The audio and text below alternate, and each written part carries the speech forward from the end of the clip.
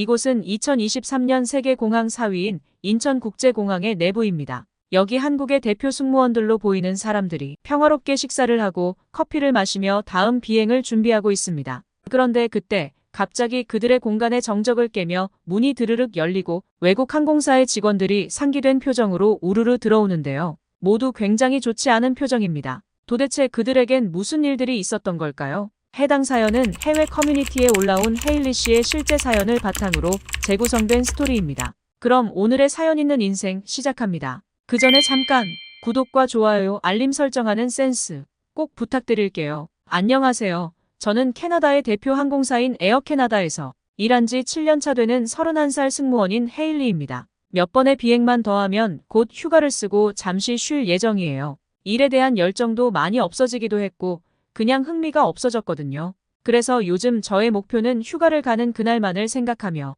남은 비행들 모두를 평소처럼 무사히 보내는 것이었습니다. 어느 날 다른 날과 별반 다를 것도 없는 날이었습니다. 우리 항공기는 일본을 목적지로 비행하고 있었고 제가 약간 감기 기운이 있는 것만 빼면 보통 날과 같았어요. 그때까지도 까맣게 몰랐죠. 앞으로 어떤 일이 생길 줄은. 그날따라 기체가 많이 흔들려서 앉아서 대기하는데 평소와는 조금 다른 이상한 낌새가 느껴졌어요. 바로 기장님께 알렸고 부기장님은 기체를 확인하러 가셨습니다. 아니나 다를까 제 예감은 틀리지 않았고 기체에 이상이 있다는 것을 빨리 알아챌 수 있었습니다. 그 덕에 다행히 안전하게 비상 착륙을 할 수 있는 가능성이 높았고 그때 저희 루트에서 가장 가까운 공항이었던 대한민국 인천국제공항에 비상 착륙을 허가받고 진행하게 되었습니다. 항공관제센터와 교신을 하며 최대한 인명피해가 발생하지 않도록 모두가 바짝 긴장했습니다. 저는 평소에 아주 조용하고 차분한 성격임에도 그날의 긴장감은 심장을 쿵쾅거리게 만들었죠. 그렇게 우리 항공기체는 대한민국 인천국제공항에 도착하게 되었습니다. 그래도 꽤 많은 비행을 다녔는데 그동안 대한민국에 방문한 경험은 없었어요. 대한민국은 그저 제가 운행하는 루트에서 지나가는 한 곳 그 이상도 이하도 아니었어요. 저희 운항 목적지가 된 적도 한 번도 없었고 사실 뭐 딱히 관심을 둘 만한 특별한 것도 없었어요. 한국을 가느니 일본을 한 번 더 가자는 생각이 있었어요. 저는 일본만 가진 그 특유의 조용함을 좋아했거든요. 그리고 당연히 일본이 한국보다는 모든 기술면에서 우세하다고 느꼈죠. 더 솔직하게 말씀을 드리자면 저는 아시아계 사람들에 대해 몇 번이나 안 좋은 기억이 있어요. 저는 태생적으로 느긋하고 천천히 생각하고 그 여유로움 속에서만 찾을 수 있는 고요한 것들을 좋아하는 편이에요. 그래서 그런지 다급한 상황이 되면 숨이 막히고 참기가 힘든 기분이 들곤 해요. 제가 자라온 나라에 비해 아시아인들은 특히나 급한 사람들이 많은 것 같았어요. 게다가 저는 한국인과 중국인이 어떤 점이 다른지 잘 몰랐습니다. 왜냐하면 저희 나라 캐나다의 명품 거리에는 늘 여행객들로 붐비는데요. 특히나 길게 줄 서 있는 사람들 대부분은 아시아인들입니다. 명품 거리에 길게 줄 서 있는 사람들 중 대부분은 명품관에 들어가기 위해 몇 시간을 웨이팅을 하는데 그들이 그곳에 머물렀다가 가면 그 길가가 아주 더러워지는 것을 목격한 적이 많았죠. 정말 놀라울 정도로 쓰레기를 아무데나 버리고 가더라고요. 그때 시민의식이 없다는 오해를 하게 되었고 여기에 또 저의 경험까지 오해의 왜곡을 더하게 되었습니다. 그동안 일을 하면서 기상 등 다양한 이유로 연착되거나 취소가 되는 날도 수없이 있었습니다. 그때마다 늦어진다는 것에 빨리 확인해달라. 다른 방법들이 있는지 얼른 체크해달라. 컴플레인을 걸거나 문제를 제기하는 이용객 중에서 한국인이었던 적이 많아 대한민국이라는 나라에 대해 좋은 인상을 받기가 힘들었죠. 다시 그때로 돌아가서 이야기를 마저 이을게요. 다행히 저희는 인천국제공항에 단 한 사람도 다치지 않고 무사히 도착할 수 있었습니다. 기체 수리팀과 이야기하는 것을 살짝 들어보니 당장 기체를 수리하지 않았으면 큰일 날 뻔했다며 천만다행이라고 했습니다. 조금만 늦게 알아챘으면 정말 큰일 날 수도 있었다는 그 이야기를 들으니 정말 아찔하더라고요. 저는 사실 대한민국이 아니라 조금만 더 버텨서 일본 공항에 착륙하고 싶다는 생각이 있었거든요. 일본은 우리 항공사의 루트가 자주 가는 목적지이기도 했고 우리 팀원 모두에게 관광으로도 익숙한 나라였어요. 무엇보다 일본이라는 나라의 기술력에 대한 신뢰도가 있었거든요. 만약 제가 생각했던 것처럼 그대로 일본으로 가느라 조금이라도 더 지체했었다면 정말 큰일이 생길 수도 있었다고 생각하니까 천만다행이라는 생각이 들었습니다. 무사 도착의 기쁨도 잠시 약간 미덥지 못한 마음이 있었긴 했어요.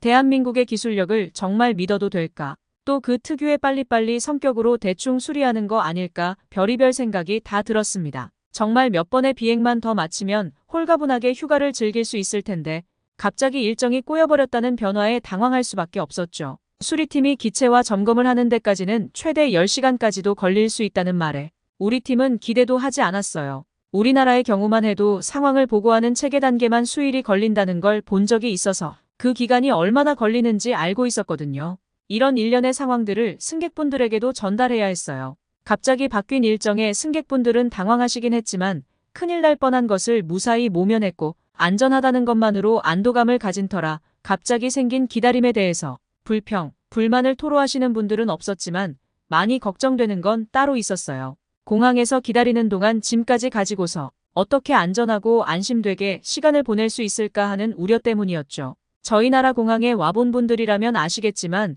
공항이 안전한 곳은 아니거든요. 내려서 짐을 분실할 수도 있고 사기를 당할 수도 있기 때문에 항상 긴장하고 주의해야 해요. 그런 공항이 익숙했던 저희 팀은 이런 걱정을 가진 채 공항에서 얼마나 걸릴지도 모르는 대기 시간을 보내야 한다니 눈앞이 캄캄했어요. 우선 저희가 계속 고민을 한다고 해도 뚜렷한 방법을 내놓을 수 없으니 승객들에게 수리팀의 수리 처리 상황을 보고 비행 일정을 정해 말씀드리기로 했고 승무원들도 승객들도 공항에서 멀리 벗어나지 않은 채 대기를 하기로 했습니다. 승객들에게 안내를 마치고서야 저희 팀도 한숨 돌리려고 승무원들의 휴게실에 들어갔어요. 안에 들어가니 누가 봐도 알겠는 대한민국 대표 항공사의 하늘색 유니폼을 입은 승무원들이 앉아 있었어요. 한국의 승무원들은 우리 승무원들 사이에서도 예쁘기로 유명했어서 보자마자 어떤 항공사인지 알았죠. 긴장이 확 풀려버린 건지 다리가 떨리고 등이 으슬으슬하기 시작했어요.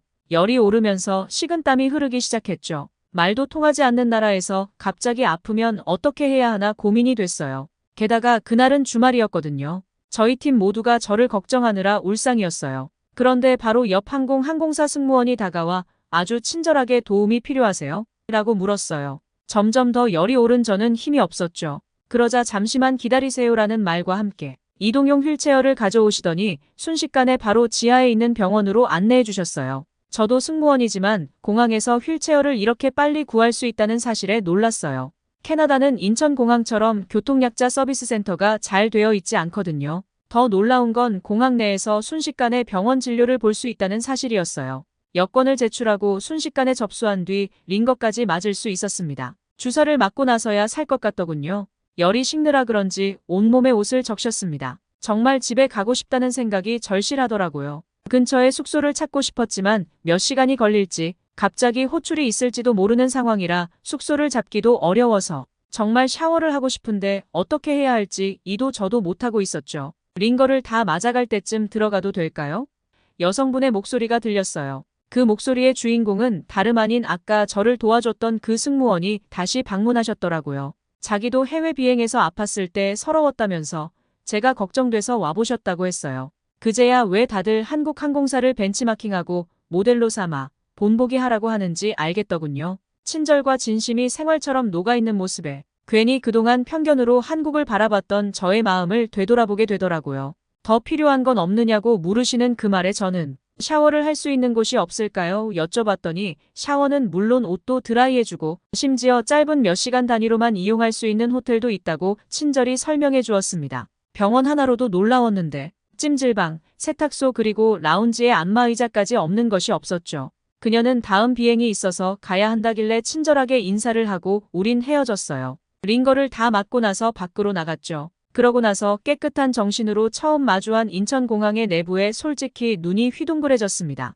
인천공항은 총 1공항과 2공항으로 이루어졌는데 저는 더 최근에 생긴 2공항에 있었어요. 전 세계 공항 중에서도 인천국제공항의 시설이 최고의 수준급이라는 사실은 전 세계 승무원들이라면 거의 다 아는 사실일 거예요. 그런데 실제로 와보니 들었던 것보다 그 이상으로 좋다는 걸 느낄 수밖에 없는 장관이었어요. 사람들이 언제나 어디든 앉아 쉴 수 있는 휴식 공간은 넘쳐났고 거기엔 항상 핸드폰을 충전할 수 있는 단자는 기본으로 설치되어 있는 것 같더라고요. 무료 와이파이는 너무도 당연한 것들이었죠. 한국의 스마트폰 기술력이야 워낙 유명하니까. 그래서 이런 통신 설비에 대한 것들이 최신으로 이루어져 있구나 했는데 삼성과 애플 모두를 충전할 수 있는 각각의 케이블 포트가 있는 것을 보고는 정말 더 놀랐어요. 삼성만이 아니라 정말 이용하는 모든 승객들의 편의를 위한다는 느낌을 받았죠. 저는 곳곳에 놓여있는 인천공항 전체 시설을 볼 수 있는 스크린을 바로 찾을 수 있었어요. 모든 언어를 선택해 안내를 살필 수 있었는데요.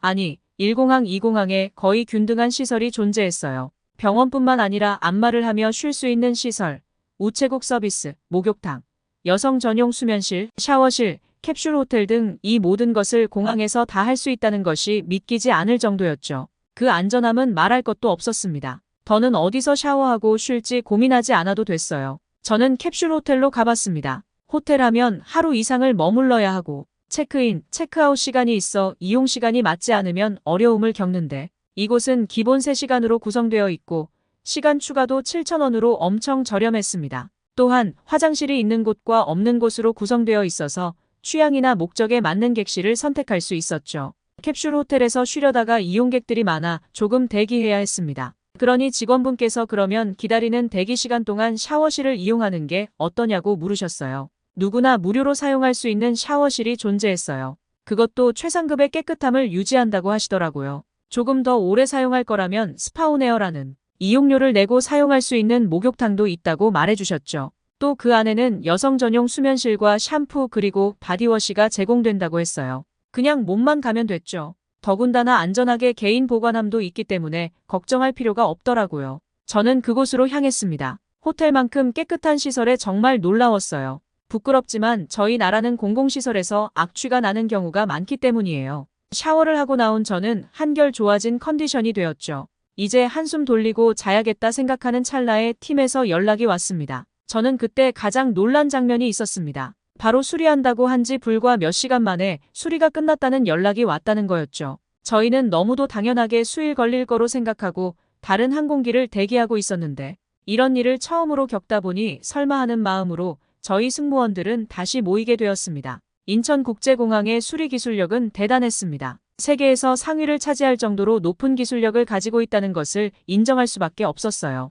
잠깐이지만 한국에 머무는 동안 알아버렸습니다. 제가 그렇게 힘들어하던 한국만의 빨리빨리라는 문화가 사람들을 좀 더 편하고 안전한 세상에 빠르게 살 수 있도록 바꾸게 된 원동력이라는 것을 말이죠. 나아가 그들의 빠른 결단력에 한국 사람들이 왜 요즘 전 세계에서 이슈가 되고 모든 면에서 영향력이 많아지는지 단박에 알겠더군요. 아, 이들은 불편하면 불편함에서 그치지 않고 빠르게 그것들을 수정하고 업그레이드를 해나가는구나 싶더라고요. 그래서 더 빠른 인터넷망과 스마트폰까지 보급하는 결과를 만들어낸 거라는 걸 알았습니다. 모든 걸 빠르게만 하고 늘 의문을 갖는 한국인과 그들이 가진 문화에 반감을 품고 있던 저는 좀 더 이곳에 머물고 싶은 마음이 가득해졌어요. 그래서 저는 결심했죠. 이번 휴가가 끝나고 나면 한국 항공사에 지원서를 넣어보기로 말이에요. 지금까지 한국 승무원들의 따뜻한 배려에 감동을 받은 캐나다 여성의 사연이었습니다. 오늘의 이야기 어떠셨나요?